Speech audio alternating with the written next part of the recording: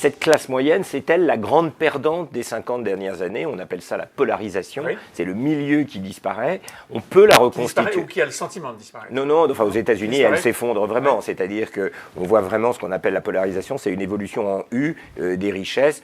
Il y a beaucoup de richesses en haut, il y a beaucoup d'emplois en bas, et il n'y a rien au milieu. D'accord. Pourquoi ? Parce que la classe moyenne, ce sont des tâches intermédiaires, celles-là même que l'Internet, on va dire, substitue facilement. Il n'y a pas besoin d'intermédiaire. Qui nourrit le populisme, les Bah, votes bien Trump, sûr. Brexit, Bien sûr, etc. bien sûr. C'est-à-dire Donc le cette- sentiment d'un déclassement irréversible Voilà. qui est... Et donc cette classe sur ce- moyenne, vous pensez qu'elle peut renaître? C'est le socle de quelque chose d'optimisme qui est devant nous? Ah ben, d'une certaine manière, on n'a pas le choix. Il faut qu'elle renaisse, parce que si la classe moyenne ne devait pas renaître, retrouver de la vitalité, des espérances pour soi-même et pour ses enfants, alors ça, on le sait depuis Aristote, la démocratie n'est pas possible sans classe moyenne. La polarisation de l'emploi, ça entraîne une polarisation des passions politiques aussi. Mais ça ne viendra pas seul. Il faut qu'on soit capable de doter les architectes, les enseignants, le personnel hospitalier, enfin bon, tous ceux qui font le cœur, finalement, de la société de service, de les donner, leur doter les moyens d'agir avec cette intelligence artificielle plutôt que contre.